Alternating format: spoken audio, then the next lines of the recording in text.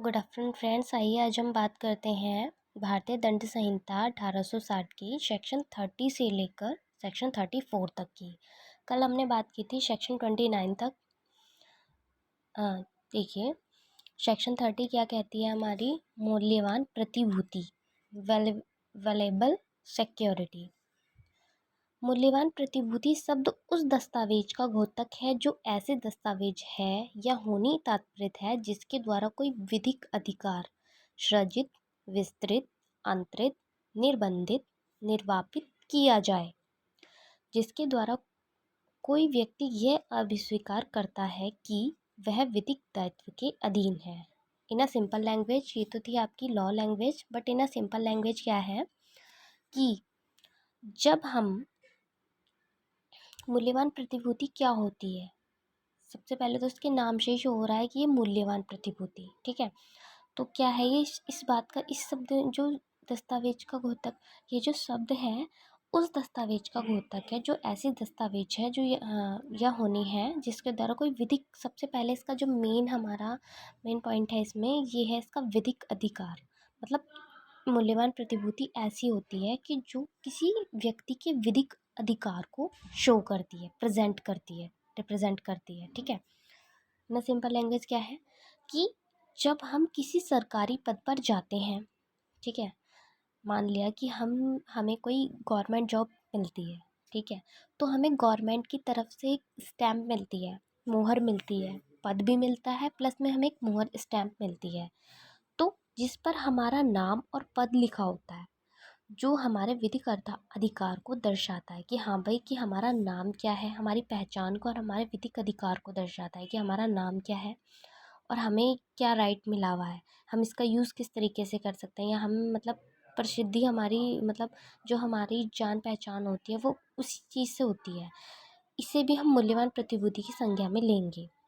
और दूसरा एग्जाम्पल मान लिया कि हम जब किसी बार जब हम लॉ कंप्लीट करते हैं, फिर उसे कंप्लीट करने के बाद बार काउंसिल जो होती है, ऑल इंडिया बार काउंसिल जो होती है, उसमें हम अपना रजिस्ट्रेशन करवाते हैं, ठीक है।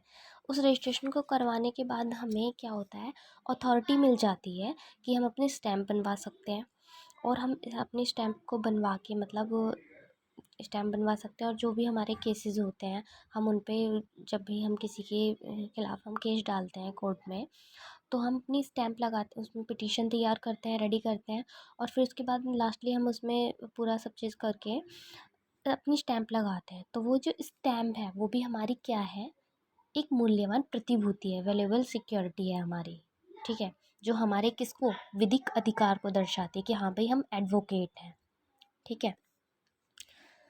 सेक्शन 31 क्या है हमारी? विल। विल शब्द किसी भी वसीयती दस्तावेज का घोतक है, ठीक है।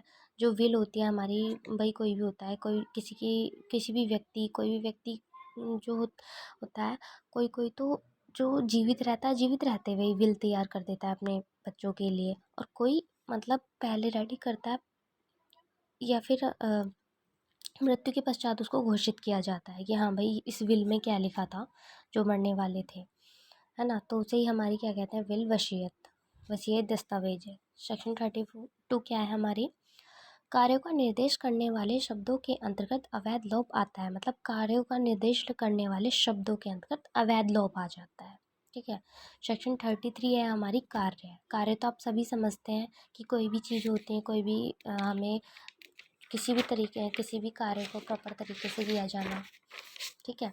सेक्शन 34 क्या है हमारी? मोस्ट इम्पॉर्टेंट सेक्शन है ये आपकी, ज़्यादातर एग्जाम्स में आती है। सामान्य आशय को अग्रसर करने में कई व्यक्तियों द्वारा किया गया कार्य है। मतलब कि जब कोई आपराधिक कार्य कई व्यक्तियों द्वारा अपने सबके सामान्य आशय को अग्रसर करने में किया जाता है, तब ऐसे व्यक्तियों में से हर व्यक्ति उस कार्य को करने के लिए उसी प्रकार दायित्वाधीन है मानो वह कार्य उस अकेले व्यक्ति ने किया है। मीन्स क्या, कि कोई भी आप क्रिमिनल का, जो आपका कोई भी काम होता है, हम प्लान करते हैं, कोई भी क्राइम करने के लिए हम प्लानिंग करते हैं सबसे पहले। तो जब 4 व्यक्ति भी मिलकर उस क्राइम को प्लानिंग करते हैं, जैसे कि रॉबरी हुई या रेप हुआ या कुछ भी, तो उसमें वो चारों भी, चाहे करे वो एक ही, पर वो चारों भी उसी क्राइम के भागीदार होंगे। कैसे?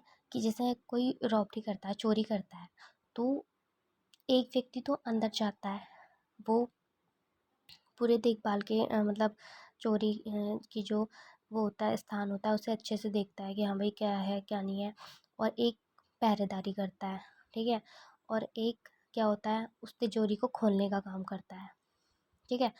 तो उसमें वो जो चारों कर रहे हैं, वो उनका जो इंटेंशन है, जो मेन उनका आशय है, सामान जो आशय है वो क्या है, वो समान ही है, क्या, चोरी करना। तो वो चारों ही क्या है, सामान्य आशय को अग्रसर करने में वो व्यक्ति शामिल है, ठीक है।